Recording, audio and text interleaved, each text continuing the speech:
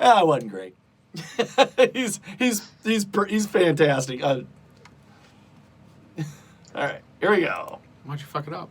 My Worst Holiday is a Realm of the Mist and Fourth Hand Podcast Network program.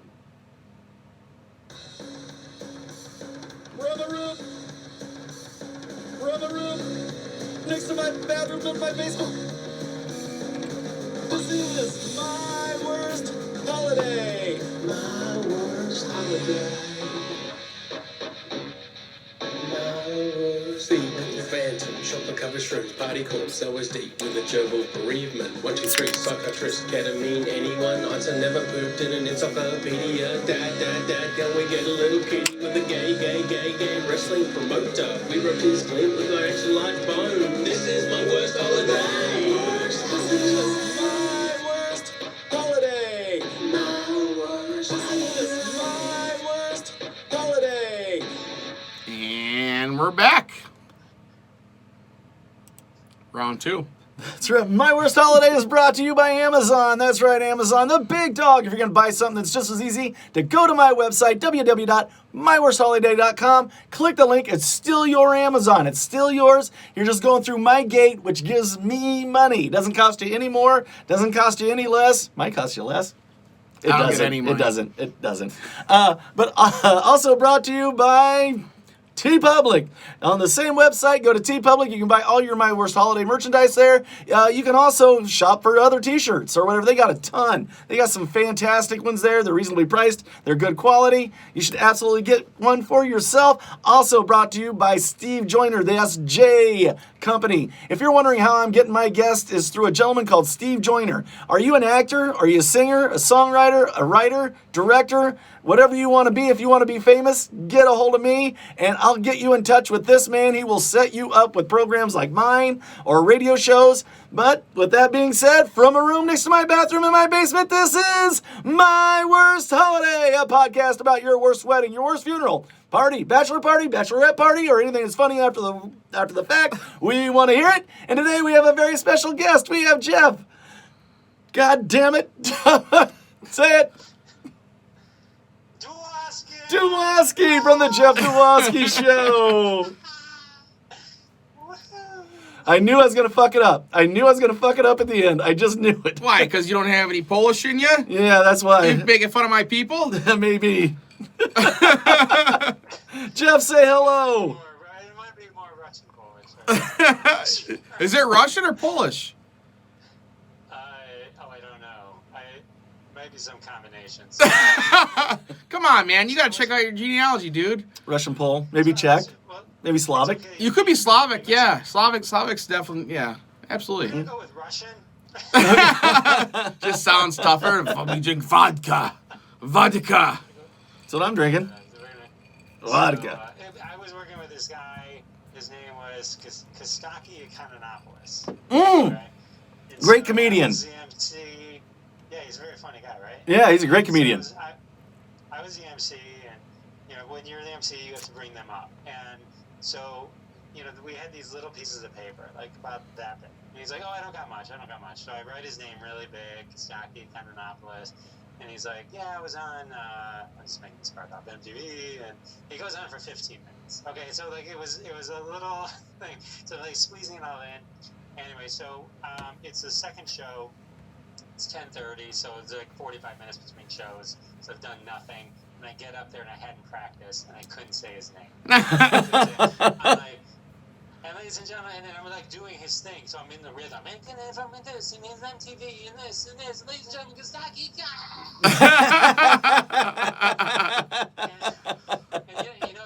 Once you can't say a word, you can't say it. Yeah. Right? Well, in my mind, I was stuck on, I told you that story earlier today about the drift. Right. And his name was John Brosky. And my head just kept trying to say that, and I'm like, that's not it. I had... But that story is probably at least 10 years old. And to this day, Kostaki Economopoulos. Yeah, Kostaki Economopoulos. Yeah. I can just say it. I can just say it, no problem at all. I'm waiting for him to see the story, and then call me. So I used to DJ, and I did some weddings, and I got called out to this wedding, and it was we're in Illinois. It was a wedding in Iowa, and it was about 2.5 hours away. And I, for the love of God, could not pronounce the groom's last name. I knew the bride's. I was friends with the bride, but I couldn't pronounce his last name at all. And this was like the first time I ever met him. So me and my buddy were like driving around Iowa like before the whole wedding. And every time we'd the way we remembered would be like, all right, we're looking for like someplace to eat. We're like, all right, you're gonna take a left on Dalrymple Road. And then it's like up there, I'm like, all right, and then it's gonna be a right on Dalrymple. So that's how we remember. We kept saying Dalrymple.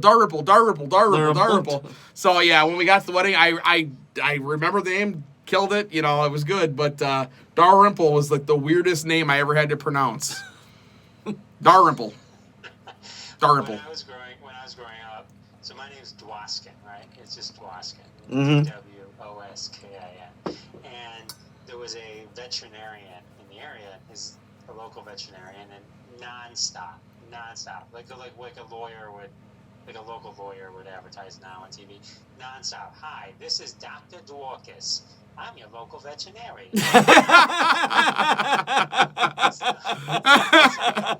So growing up, every year growing up, hey, John. like the teachers would do roll call, Jeff Dworkin. Jeff Dworkin. It got to the point where other kids in the class would be like, Dwoskin. There's no I. They would just see the DW and then just fill it in. Like, that's how much this guy advertised. Yeah, muscle memory. He advertised so much, he ruined my life.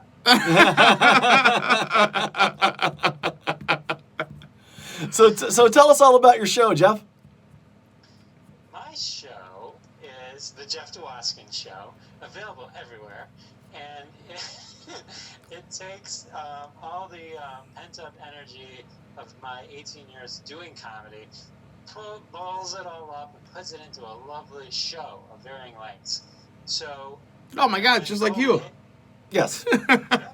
Pretty much. Yes. So once COVID hit, I decided, okay, I'm going to finally do that podcast. You know, and my wife would be like, oh, the podcast that you bought all the equipment for in 2017? Yeah, that's the stuff. Yes. Yes, that. Exactly those things. So I'll tell the story. So like in 2017. So you could have started the same time as me. Well, but if I had started, it would have been a lot different. So, So I got into Twitter, and I'm a verified account on Twitter, my personal big macher, and so as part of being with comedy, I spend a lot of time on Twitter, a lot. And so I was gonna do like a social media themed podcast back then, and I had the intro, I had the outro, I had everything professionally recorded, and I had a mixer and the mic and everything, and it was going to be called Viral Intentions, and it was kind of a play on the movie Cruel Intentions. Love it. That's great, yeah. But go viral, you know, all that kind of stuff. You know, that's what you want to do when you're online, right? So that's 2017. It sat on my desk for years, all the wires and the cords and everything. And then finally my wife made me put it into a box. And then when COVID hit, I finally found the box, and I couldn't find the box at first. And then I couldn't put all the wires together. Just to give you an idea of how much I know about a car, you put the key in and it starts. Yeah. So when it came to like podcasting, so I had to have my friend Nate Armbruster just happened to be coming in from Chicago. It was a tech engineer, puts all the stuff back together. I taped everything, so you know, so right, yeah, right. No one's allowed to touch it. You know what I mean? Because if one plug came out, my podcast. I had to do that a long time ago when I first started DJing. Yeah. So it's now, you know, March, everyone's home, I got all this time, I'm like, I'm gonna do my podcast. And so I realized, but now it's the pandemic, it's like the heart of the pandemic, like right. We're dying, everything. And so I go to pull everything together, and it occurs to me, not the best time to start a podcast called Viral Intentions.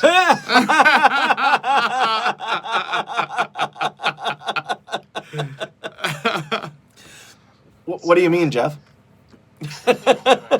You just made me want to listen to some Placebo, just thinking about Cruel Intentions, just saying. So some people may not have seen the irony of You're coming right out of the gate, man. You've come out swinging. You've got. Tell us some of the people that you've got coming up on your show. Okay, coming up.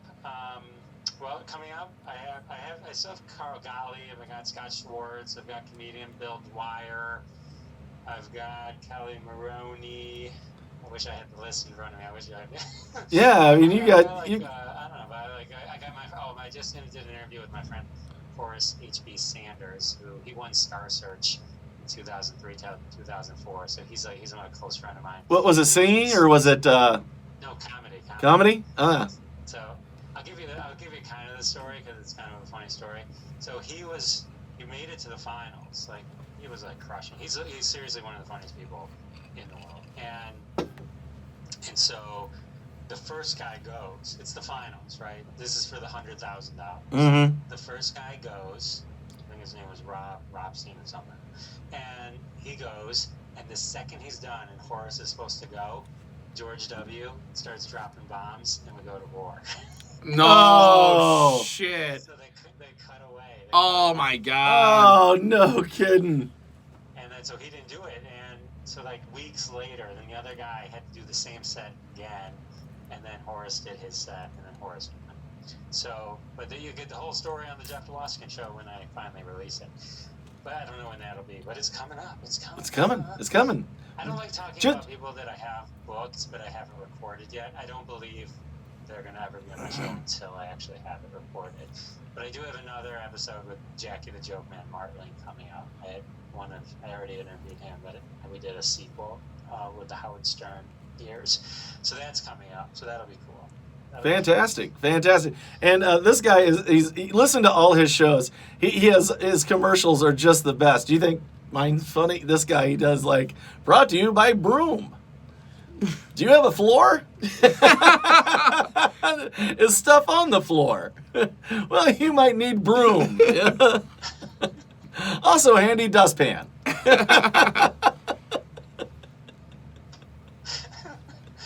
He's right. I am hilarious. Yeah.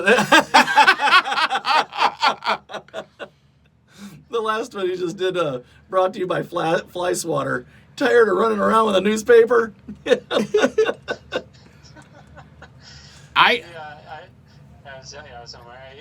It's getting hard. Like that was like a funny idea that I had, and you're like the first person ever like kind of pick it up, maybe, or at least tell me. Like how can you not like? I love them. You know, they're just great. You know, like you're basic. And when I was like listening to it, I listened to the first one, then I listened to the one with Stacey Toy, and I was thinking I was in the shower. I'm like thinking. Brought to you by Fawcett. No, that's it. And I just kept thinking of one that I could do for you, but you gave me one. I'm going to use it. It was a good one. No, thank you. I'm getting a weird like Woody Allen vibe off of you. Like I don't know. I love Woody Allen. I'm just like some of his mannerisms are like Woody Allen. I like it. Oh, maybe because we're both Jewish. It could be it. What? Yeah. You're Jewish? That could be. Yeah, that could most likely be it. Yeah. Well, yeah, you probably nailed on the head 110%. Yeah. Now that you say, you don't sound Catholic at all. Now that I'm seeing it. Yeah, that's it. I like it though. I really like it. Different races. When you say something to them, like it means it's something different. Like I can't remember who I was interviewing, and he goes, "Oh my God, you look just like one of the Coen brothers." I'm thinking to myself, that's just like your way of saying, "Oh my God, you're a Jew." You're a Jew. That's exactly.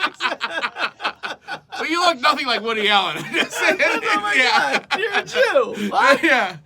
Oh, really? Okay. You just hit him with an AM. What? Mazel tov. Mazel.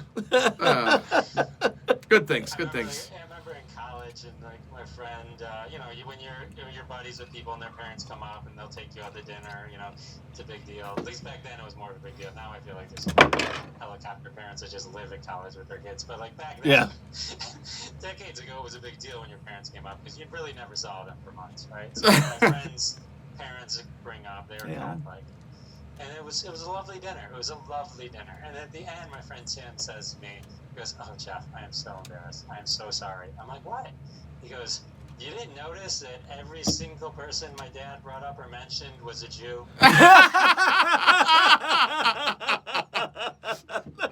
See, I didn't even know you were Oh. Jewish. So, yeah. Yeah, it's not like you were wearing the Star of David around your neck. I couldn't see that. He's wearing a Detroit Lions hat, you know. He's not wearing a yarmulke. All right. Because we all wear yarmulkes. Yeah. Every single last one of them. I do, and I'm a Methodist. They're just stylish. That's all. Yeah. It covers nice bald spot Yeah, at the back of exactly. my I got head. this little thinning area back here that. So I've got that thinning area of which you speak. Oh, come on. It's Stereotypes. like I have, well, you can't. My hair's a mess right now, but like, so just to kind of give you an idea, like in high school, I had no forehead. Meaning, like, I mean, I clearly have a big forehead now, but like my hair came down to here. Yeah. I had a mullet. I mean, I had hair like you wouldn't believe. A lot of hair. And I always did. You know, even when I cut the mullet, you know, at one point, you know, but I was a mullet before. I had it before it was a mullet. If that makes sense. Okay. Anyway. That would have been like 1980. Yeah, how old are you? You're not older than me, so that would have been like 1980. Well, what year did you graduate high school? Let's just put it this way. Nah. I mean, I'll just let you think I'm younger than I am. Anyway. You got it. Yeah, I would have guessed you graduated like 99 or something like that. You know. Hey. You might be a decade off. But Holy shit! You're my age. I'm 53. Okay, well, you're older than And look at this, baby. Look at that, huh? That's all good. So I'm on stage, and I'm filming myself, okay, like at this club. And I think my wife is there, and she just happened to be this one thing. We used to, you know, so we're in Canada, and it's like this charity event. But there's only like 15 people at this charity event, okay? Ooh. It's like they're raising money to save cats. Yeah, I like cats, dude. Just save cats? The most populous fucking thing on the earth. I'll take them all. It's like a humane society thing. So now keep in mind. So I'm filming myself, right? And I'm on stage, and they're just off the cuff. I'm just joking around with the audience, and I'm like, nice fundraiser. I mean, how much money do we raise? What are we gonna do? Save a cat? It's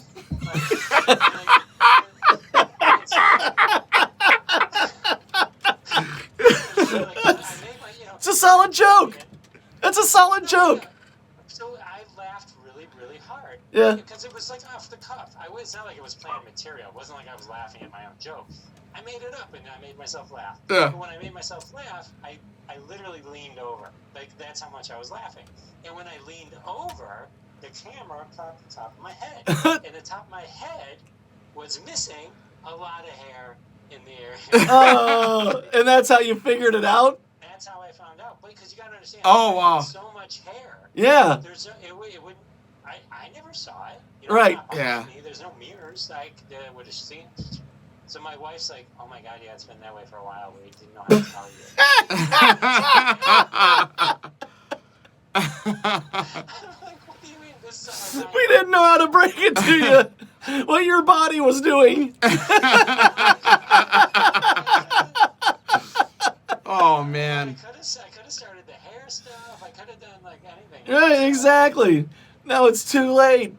I go to a woman Dude. stylist, and I told her, I said, if you see one gray hair, I go, just fucking buzz it. I said, that's it. I'm done with it. And she's like, I'm like, no, I'm dead serious. I'm like, I don't want gray hairs. I'm like, that's it. I'm done. Oh, the salt and pepper thing's cool, man. Nah. Women dig it. I'm 32 years old, and I have got no gray hairs, thank God. Well, you're 32. I don't live a real stressful life. No, all my friends have gray hairs. Every single one of them. But they all got kids and wives and shit. Well, yeah. They got problems. I don't. Every time I get my hair cut, you're looking at the mirror. Yeah. And then the guy has his little hand mirror. And he's like, "Do you want to see the back?" And I'm like, "No. No. I don't want to see the back."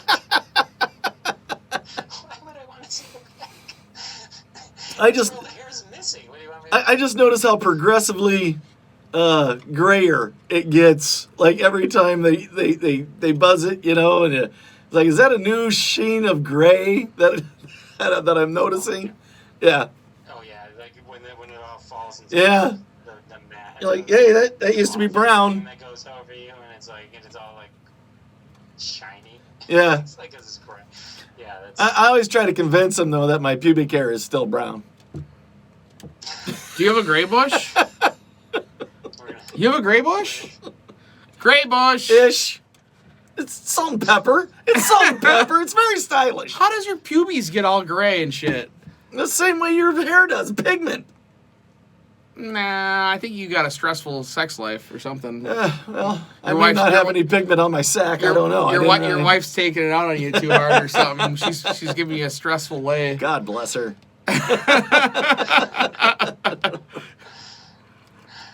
That's the happy zone. You gotta be. Brought to you by Wait, fucking. hang on. You still have pubes?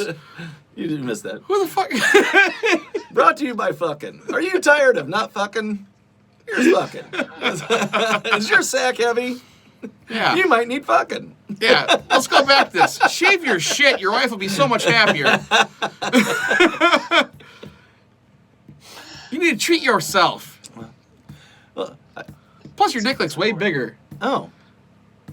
Yeah. You could stop telling her that 6 inches is the biggest you'll ever see. Yes, I was her first. She doesn't know. She doesn't know. Just don't watch pornos. Trust me. Smoking mirrors, baby. Smoking mirrors. Just contour it. Yeah. Yeah, kind of that. Lean. I'll let you borrow the Norelco. I've been thinking about the get. 202 I seen the commercial. 4157. I seen the commercial for the lawnmower. Maybe. I don't Oh know. yeah. it's the man- Actually, The manscaping, the lawnmower thing. our- Brought to you by Lawnmower. one of our Are you friends- tired of hair on your sack? one of our friends' daughters is actually a spokesperson for Manscaped. Oh wow. Yeah. Yeah, she's a you or what do you call it, Instagram model or whatever you want to call them. Maybe we ought to talk to her. Manscaped. My dog has more followers on Instagram than I do. That just gave me an idea. My dog should promote my podcast. There you go. What kind of dog do you My have? flick, it's a Maltese. It's like Princess Lola or something. But like, my dog can add a URL to a story, and I can't. Like, how disconnected are you from your dog? Because it's like Princess Lola or something like that. Like, it's like I met her once in the hallway. I don't know if it's Princess _Lola. I just Oh, on Instagram. I have Instagram. Yeah. I have- My dog's name is definitely Lola. or something. I have one No cat. question about that. I have one cat named Stevie Nicks, and the other one's called Lieutenant Dan. Yeah, how about them names? I wanted to name, instead of Lieutenant Dan, I kind of wanted to name him, what the fuck, General Sal. But I didn't think the vet, I didn't think the vet would really appreciate that name. I wouldn't care. That's a great name for a cat. Kind of General just, Sal's yeah. chicken. Lieutenant Dan or General Sal. Yeah. I think that's a great. It's kind of funny when I can't It find is. them though, and That's very I'm good. like running around Now- the house. I'm like, Lieutenant Dan, Lieutenant Dan. Now this is some my buddy Cameron, his daughter Jasmine is a Ford fashion projector, and she's big on. God damn it! She worked for. Tommy Hilfiger, No. It's Tasty. They do small clips online. Tasty. No, not If Tasty. you're not gonna help. It's like Tasty. It's the same company as Tasty. It's But anyway, she's got millions. Yeah. Literally millions of followers. It's incredible. She buys a dog, puts the dog on there, and immediately the dog has 15,000 followers. I went to high school with this girl, and it's like she's got more followers than all of like everyone that we went to high school with combined. It's insane. Oh my gosh. Yeah, she's a plus size girl, and she does plus size modeling and stuff like that. And I'm trying to What's the think. name of that company? I can't It's think. like Tasty. It's the same. Yeah, but thing. they would have like Australians eating like Outback food, like a Bloomin' Onion and stuff like that. God damn it! What's the name of it? Oh, Yeah, well. whatever. Oh well. Fine. And it's pretty big. She was Yeah. very like they went through thousands of applicants and they picked her, and she's just Cool. yeah, she's just super famous. But that fucking dog had like 15,000 followers on the first day. She got rid of the dog the next week. What? Yeah, yeah. Yeah, because So- of jealousy. It did its Yeah, job. I'm jealous. Yeah. Yeah, I'm jealous. I've been doing podcasting for 2 years, put my heart and soul into it, and this thing licks its ass and gets 15,000 people. I know, isn't that ridiculous? I mean, it's just not fair. It's just not fair. Like, you're gonna like a few weeks from now, you're gonna be like, I put Jeff Dwoskin on the show, nothing happened. Nothing happened. How is that even possible? How's that? I had Jeff Dwoskin. Why am I not blowing up right now? It was the Jeff Dwoskin. You think, right? I mean, it's just like, this is magic. We're making magic here. I believe that is true. Because we're not dogs. Because we're not dogs. Right. If we were three dogs having the exact same conversation, we'd be fucking millionaires right now. Yeah. You're probably right, yeah. Yep. All right, hit us with a story, Jeff. Okay. I feel like I've given you a bunch of stories. So okay, this is like, you want a bad story, right? Because it's the worst holiday. Yeah, embarrassing, funny or embarrassing. Either way, funny or embarrassing. Or like if one of your friends like Or one of yeah. it could be about one of your friends One of as your well. friends did LSD and fell off a roof. That'd be amazing. Or shit his pants in the middle of Denny's. I know this is the right story to tell because when I said to my wife, what story should I tell? She said, that one. And I'm like, oh, okay, yeah, that was the one I already had written down. Thanks. Okay, so I'm new at comedy. It's probably maybe a couple of years in. Maybe doing a couple of years in. And the main club guy gets me a job, and he gets me a job. And here, this is sort of themed in for our earlier conversation. Gets me a job in Windsor, in Canada. So it's an international job. Now, just so everyone knows, I live in Detroit, so going to Canada or Windsor, not a big deal. But Yeah. now it is. Crossing borders. Are you guys, wait, is Montreal right across from you? No, well, but it used to be like you just go right to Windsor. It was literally like just going anywhere. It was Okay. Just cross the border. It was no big deal. So I can't because I have a DUI. They're like, Jeff, we need you to do this show. It's in a Jewish federation at a nursing home, and it's a Jewish event. So we've picked you, Jeff. Why? Because I'm Jewish? Oh, I wouldn't say that's why. Habla, Nagita, habla. If the shoe fits, why not? Yeah.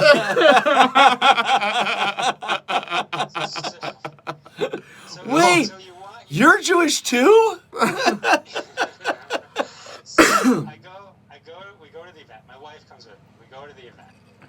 I get paid. That's important to this. Yes. I got paid. Yes, that's big. That's big when doing comedy, yes. Right. Yes, it's also, it's probably more important also because I'm Jewish.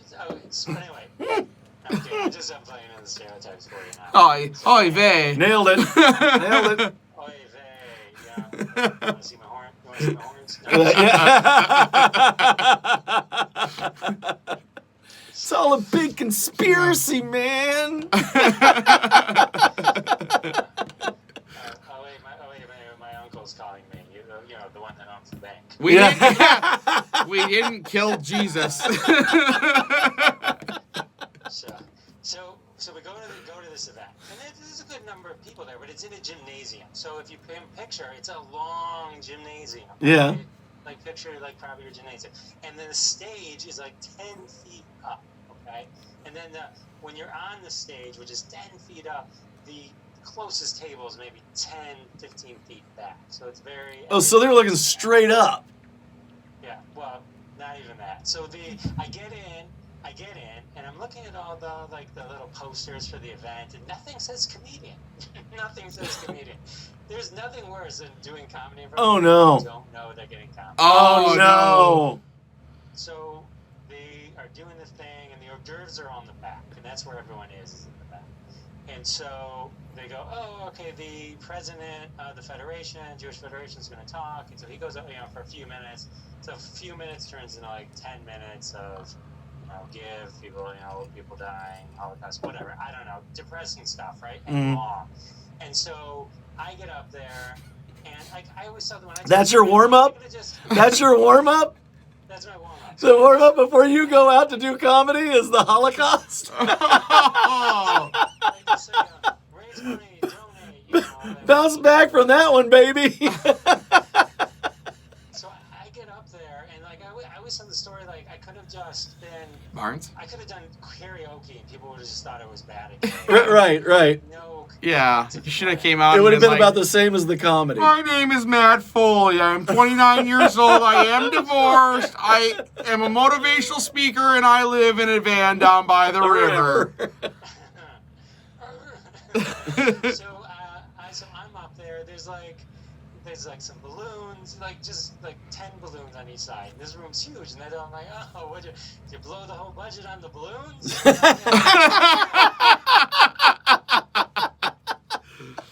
And then I'm like, hey, raise your hand if you're a doctor or a lawyer. And like no one raises their hand. What kind of Jews do you have here in Canada? I'm glad you're laughing, but picture me. It's a complete silence. Oh my God. Picture like no reaction. I mean, it's just the worst. You're just sitting there just staring. And plus they're all the way in the back, right? They're Right. all the way in the You back. gotta speak up, Sonny. I love that. What do you say? I love that cold, sweaty feeling that you get when you're just eating a dick, and you just gotta keep going. So they pay me to do 30 minutes. You gotta do 30 minutes. Right. Yeah. And like I was in a mindset where sometimes like if you're doing bad, you kind of retreat on yourself and just start making fun. Like I went even more into it. You know what I mean? Like I'm not letting this defeat me. Right. And so, I'm just trying, nothing's happening, and then in about 20 minutes in, the lights come on. Okay. And I'm like, I'm not stopping.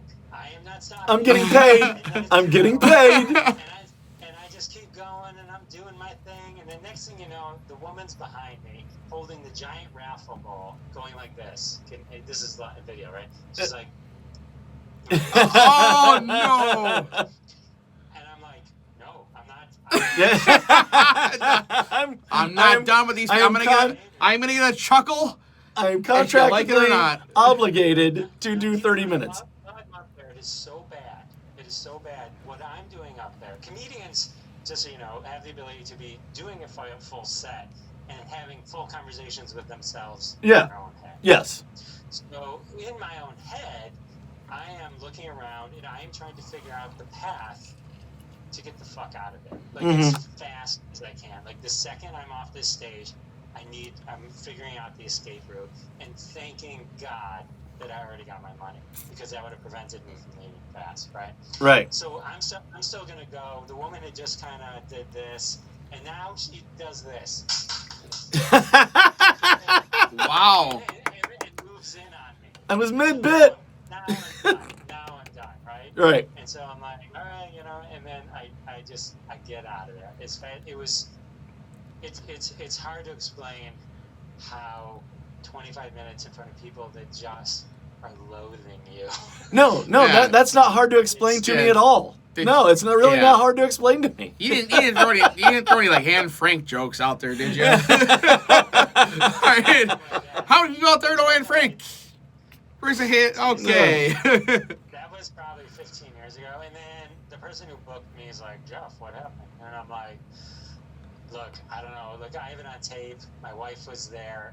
I don't think I screwed up. I go, right. Like, I gave it everything I got. You know what I mean? It's like, I didn't feel bad about the performance. You know what I mean? You can do a shitty show and know you were shitty. You know what I mean? Well, when your opener is the Holocaust, it's a real hard to bounce back group, you know? Like, did you tell them that a comedian was coming? Did you mention that? Maybe prepare him a little bit.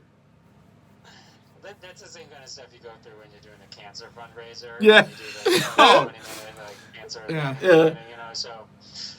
But But I think I even ended up giving the money back just to save face. Oh, really? Yeah. Because I'm like, just take the money. I don't want it. If they're that unhappy, forget it. I don't care. I don't really need it. Oh, God. I would have taken that money. Here in town, they do a thing called Cops for Cancer, and my joke was always like, you'd think they'd be against that kind of thing. You know? And that raises a lot of money because we're alcoholics in this town. It's like Cops for Cancer. I probably put at least $200 up like 2 weeks ago for that shit. Not the best name, I don't think. Yeah. You figure you might want to fight that Cops a little. Against Cancer. Against Cancer. It might be a little bit Yeah. for. But no, it's called Cops for Cancer. I'm pro. That's a... I did one thing. I feel like I'm a Republican now. I'm pro-cancer. Pre-existing, we got you. I did one thing for cops once, and I threw my back out just before, but it was like for $1,000. I was gonna get $1,000 to do this one show. Oh, no shit. So I got a back brace. I did everything. I got there, and when I tell you, they didn't listen at all. And I don't mean that's just someone later was like, oh yeah, that's how that show is. Nobody listens. They're just having a party. You're just doing comedy at them. And it was like, I think I had to do 45 minutes. Where Oh God. They were literally just having a party. It was just like, that wasn't even like the worst thing because at least I was getting money for it and all that kind of stuff. But one time I was working with Dave Coulee, from Full House. Yeah, of course. And so who? I was. Was Atlantis there? No, this is many years later. But I remember, I usually don't get all in front of celebrities and stuff. But Right. We're in the green room. I can't even get a sentence out. I can't get a sentence Right. out.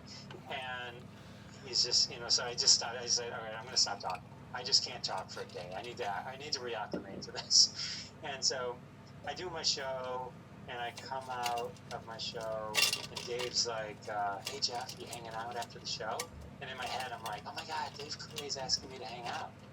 And I'm like, yeah, I'm going to be here after the show. He's like, okay, great. Could you help me sell these T-shirts? Could you remind me the MC to give me... Could you help me hawk my merch? Uncle Joey just asked me to hawk his merchandise. And then after the show, he's signing autographs. People are lined up a mile long to get his autograph. And I'm walking out, and he goes, bye, Jeff.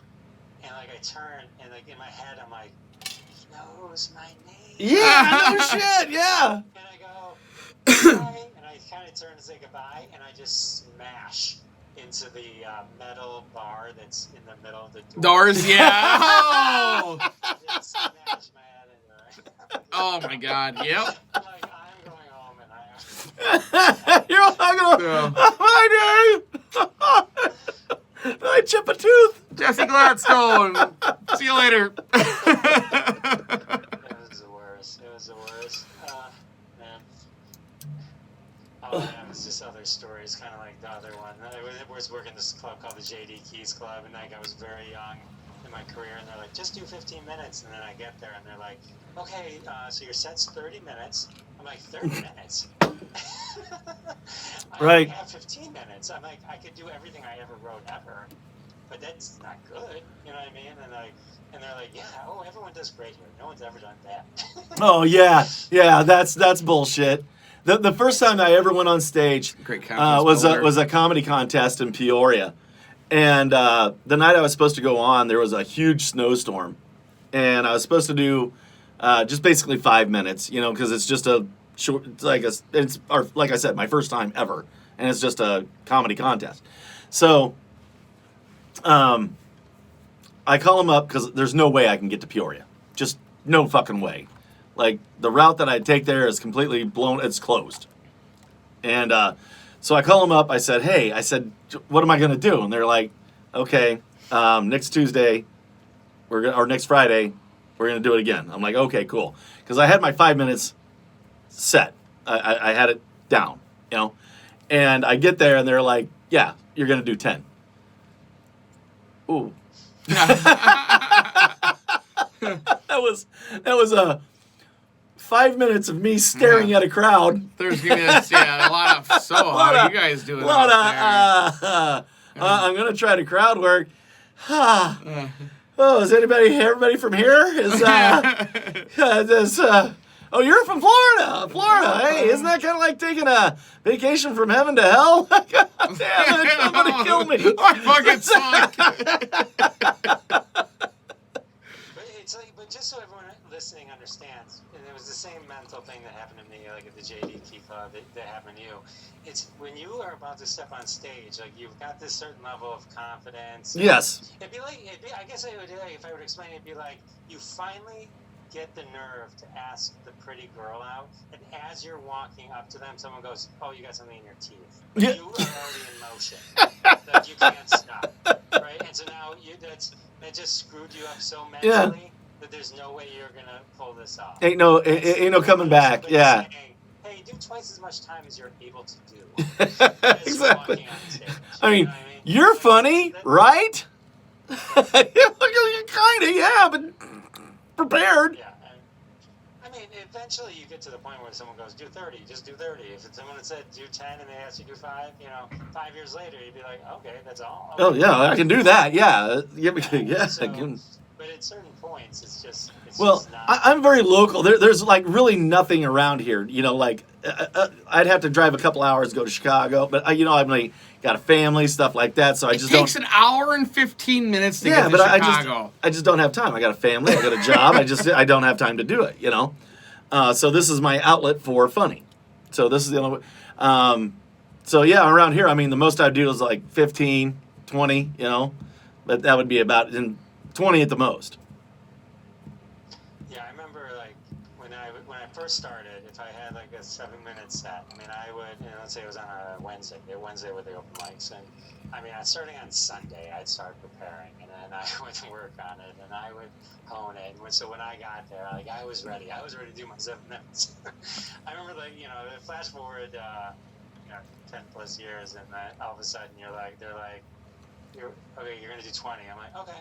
Yeah. You just walk on stage, and when 20 minutes is done, I'll stop. You know what I mean? Right. Once you get out of your head, like, no, it has to be the big finish. I'm like, no, I'm done. You say I'm done, I'll be done. Yeah. I'll do my best. I know when my best bit is coming up, and I can fit my best bit in to like start at 5 minutes till. Exactly. Yeah. I've never done comedy, but I feel for you guys. Like I could see where it could go wrong real quick, and then you can't. It's like you're falling into quicksand. You can't get your way back out of it. You was talking about the Jewish one. My friend Patty Rossborough, who's fantastic. Her and Carrie Carabas. Carrie has a special on Crackle, and Patty Rossborough. They both had a podcast called Two Tired Twats that ran for a couple of years, and it was very funny. But Patty used to work with Jon Stewart on HBO, Short Attention Span Theater, years ago. Yeah, it was a great show. Yeah. And anyway, they booked her to do this Jewish room, and she's getting ready to come up. And when first thing she said, well, before you go on, our son wants to do some songs. And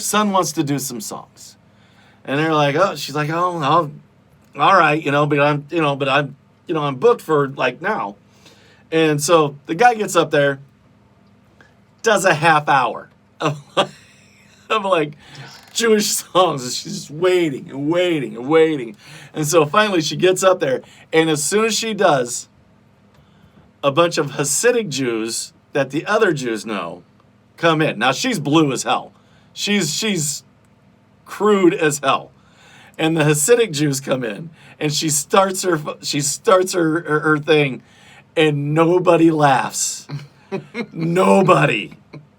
She does like 40 minutes or so, like 45 minutes, and nobody chuckles, nobody laughs, just cold.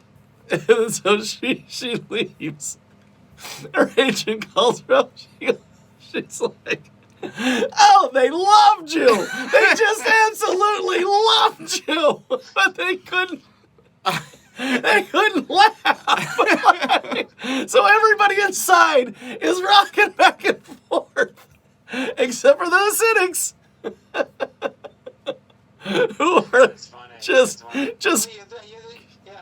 yeah. There's like certain cultures that just Yeah, yeah. Like as soon as they came in, they came in for the bat mitzvah or the whatever wedding or whatever it was that they were doing, but it was just stone cold silence for fucking 40 minutes. She's just eating a dick. I can't. That is so funny. It's so funny. That's like a reoccurring nightmare that I have. Like on the reg. Well, like when I never really sold anything after a show. Like I was always a big like me personally.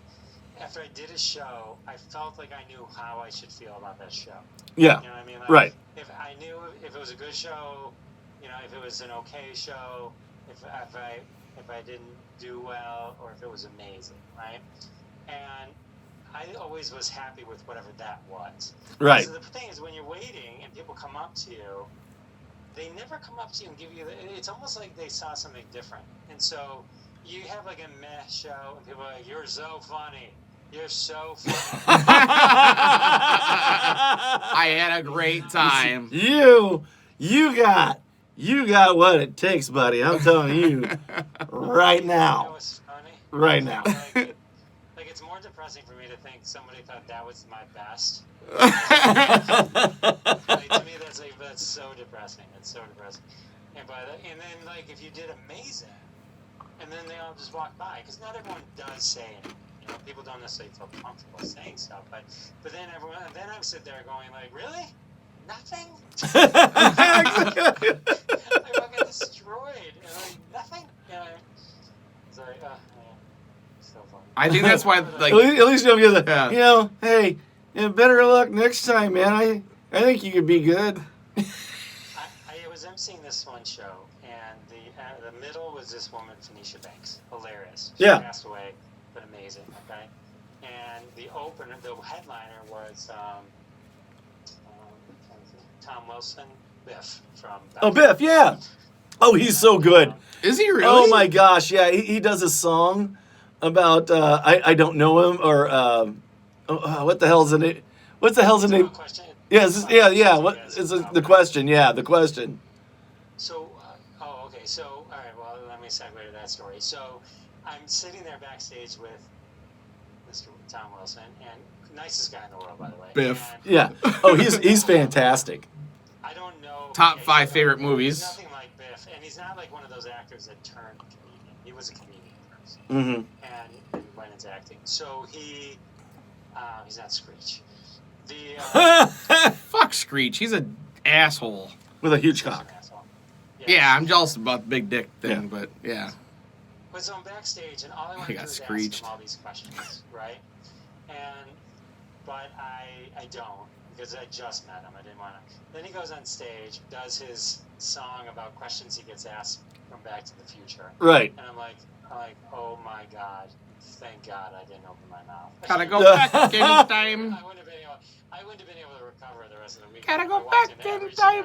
generic right away. But eventually, like a couple You'll of have to hear a the day or song. so in, I'm like, hey, what was it like filming the sequels back to back? Because that was really the first time they did that. At least Right. that I was aware, right? That was like the big, And he looks at me, kind of gives me a look, and I'm like, what? It wasn't in your song.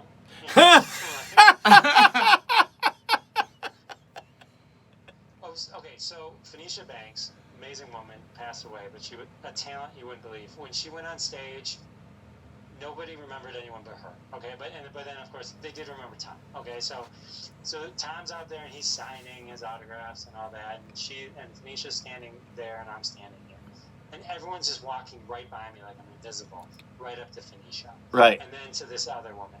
And then my wife happens to be at this one show. So this one family is like taking pictures with Phoenicia, like group shots and this, and then they go to Tom. I'm standing there the whole time. And then they're with Tom, and they're taking pictures, and then the two of them together, and they're taking pictures. And then one of them must have realized oh, wait a minute, we totally left this one guy out. And so they go, oh, wait, we want a picture with you.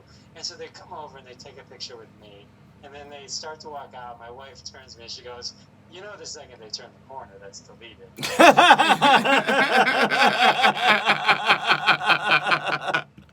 Thank you, honey. Who's that guy? That's the emotional support I need. No, she goes, that was the most pity photo I'd ever seen. That's great. Good for her. Good for your wife. That's awesome. Yeah. I would, but hey, seriously, if Biff Tannen was in my presence, I would ask him nonstop questions about Back to the Future. Oh, I'm sure. sorry. It was like kind of like when we talked to Scotty. You understood that he did so many like better things than A Christmas Story, but all I wanted to say was Christmas Story is one of my favorite movies ever. Scotty Schwartz. Yeah. What the funny thing with Scott was, like, my major frame of reference for him is the toy. Toy. Yeah. I may have seen the Christmas Story. I didn't admit that to him. Maybe once. Wait. if I've even seen Wait. it You're all. Jewish, right? That has nothing to do with it. That's nothing to do with it. It's a great piece of cinematic history. Because I don't mean to blow your mind or ruin your next Christmas, but the greatest Christmas movie of modern day is Elf. Yes. Agreed.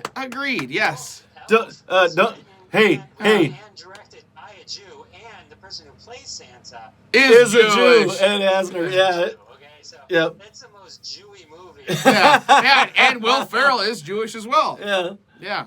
Is he? I don't know. I didn't know Will Ferrell was. Sam Quassam. Sam Quassam is one of Ed Asner's best friends, and he's the one that does the little quacker voice on Tom and Jerry. Yeah. Yeah. Yeah, he's one of my Alright. guests. He was awesome. No, I was just funning with you. That's kind yeah.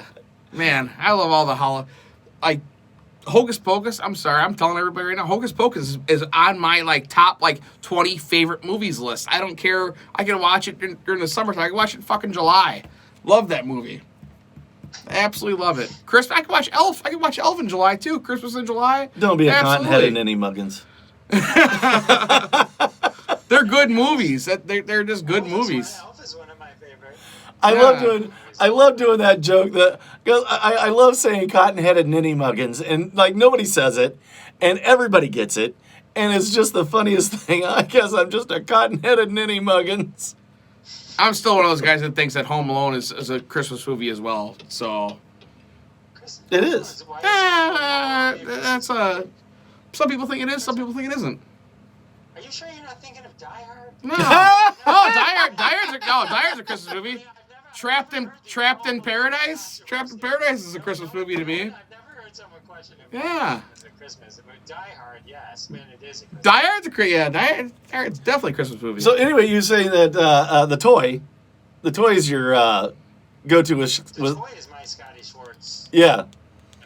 I've never seen that. emotional connection, you Now, know? now, have you had Scotty on your show yet? I have it recorded. Oh, do you? I just haven't released it. Oh, he was fan. The way he talked about Gleason, the thing that he was like, all he was talking about Gleason and Pryor was just mind blowing. yeah. I think we talked more before and after than the actual interview itself. Oh Yeah. Well, we had Scotty on twice. Yeah, we had him on twice. Yeah, and- we got everything. yeah. His uncle is from where I live, and so he just happened to mention somebody and go, "Oh, I live right by that person." He goes, "Where do you live?" And I'm like, just outside of Detroit. And he's like, "That's where my uncle. I grew up there." And we started naming restaurants and like all this kind of stuff. So he basically spent a lot of his childhood right here. I never bumped into him, but yeah, between that and it was funny because my other friend, I said to him, I said, "Oh, I'm going to be interviewing Scotty Schwartz," and they're like, "From Kidco?" That was his other big one. Yeah. It was on like cable 5,000 times. Oh yeah. Yep. Okay, so But, yeah. you got the platform again. Go ahead and talk about yourself and everything, your show, and what you got coming up, what you got going on, where they can find you, if they can send you money, everything. It's go. Yeah, you can send me money. I'm a Jew, so that should. Gold coins preferably. Wait, what? He turned down money? He's Jewish. Just kidding. It's a conspiracy, man. It's a conspiracy. Okay, so here's what everyone I need to do. The Jeff Dwoskin Show. I understand you probably can't spell my name. So you can go to my website, Jeff. DWOSKIN. Much easier. Polish, Russian, or Slavic. It's one of them. What is it? Yeah. So that's my thing. I've been doing comedy for 18 years, and I put all my energy now into this podcast. So I really need this to work. It's all my eggs in one basket. So I need everyone to subscribe. And while you're subscribing to mine, definitely subscribe to everybody else. I mean everyone. Send Jeff money. It doesn't matter if they suck or not. Just everyone you can subscribe to. So at least subscribe to the Jeff Dwoskin Show and My Worst Holiday on your Apple, your Amazon. You can actually just say it to Alexa. Hey, play the Jeff Dwoskin Show, and it will. Cool. Yeah. So. Anyway, so subscribe, listen, tons of guests. I like to talk to comedians and actors and all this kind of stuff. We have a lot of fun, and just check it out. Check it out. I can't recommend me enough. And for good reason. He's absolutely fantastic. Check out the Jeff Dwoskin Show. See how I did that? I actually used a name. And yeah, I'm proud of myself. I'm not going to brag. Yeah, fuck it, I'm going to brag. I'm proud of myself. Exactly. And you can find us, My Worst Holiday, on every platform available. You can send us money at myworstholiday@patreon.com. We are a Realm of the Mist and Fourth Hand Network podcast production. And with that being said, from a room next to my bathroom in my basement, this has been My Worst Holiday. Good night, everybody.